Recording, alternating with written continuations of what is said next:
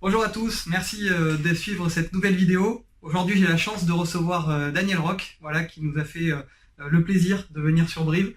Bonjour Daniel. Bonjour à tous. Bonjour.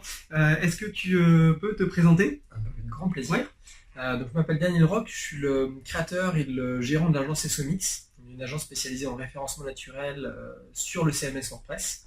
On va travailler pour tout type de clients qui ont ce CMS-là et qui ont des problématiques de référencement, et dans lesquels on va les accompagner sur de l'audit, de l'accompagnement mensuel, des optimisations techniques. Certains d'entre vous m'ont peut-être vu dans des conférences, on a écrit un livre sur le sujet. Voilà, on est assez actif dans la communauté WordPress et référencement, et on est plutôt passionné par notre métier. Oui, c'est d'ailleurs pour ça que je l'ai fait venir sur Brive, pour justement nous montrer les optimisations sur WordPress. Et en parlant de WordPress et de référencement, est-ce que tu peux me donner des astuces et donner aux gens 3 astuces par exemple pour WordPress et pour améliorer son référencement ou autre? Avec grand plaisir. On va faire simple, voilà, des conseils de base tout bêtes. Tout d'abord, c'est quand vous allez utiliser votre WordPress, de toujours penser à l'utilisateur et toujours penser à son besoin. Quand vous allez écrire un article, une page, un contenu, peu importe lequel, mettez-vous à la place de l'internaute, posez-vous la question de ce qu'il recherche, quels sont ses besoins, quelles sont ses attentes, et d'essayer tout simplement de rédiger le contenu le plus exhaustif et le plus pertinent par rapport à ça.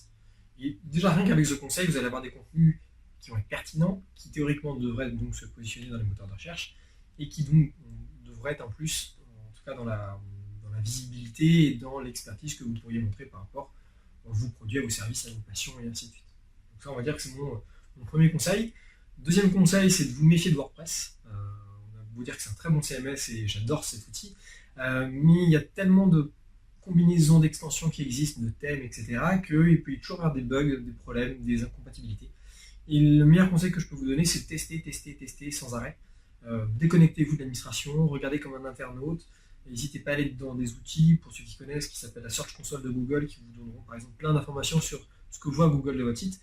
Mais n'hésitez pas à prendre du recul, regarder comment ça fonctionne pour vraiment aller plus loin.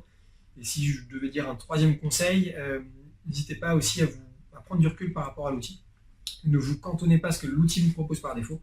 Je vous prends un exemple. Par défaut, dans cet outil, vous avez des pages, des articles, des catégories. Rien ne vous empêche de créer de nouveaux types de contenus et de personnaliser à l'infini pour rendre le site le plus attractif possible pour l'internaute, tout comme pour le moteur de recherche, pour enrichir vos contenus, pour avoir de nouvelles fonctionnalités. Voilà. N'hésitez pas à prendre du recul et vous dire, voilà, c'est pas parce que WordPress ne le propose pas que je ne vais pas essayer de trouver un moyen de mettre ça en place, telle fonctionnalité, tel contenu, telle mise en page, etc. etc. Le but c'est d'être curieux. Exactement. Super, merci beaucoup Daniel. Merci. En tout cas, ce fut un plaisir de t'accueillir.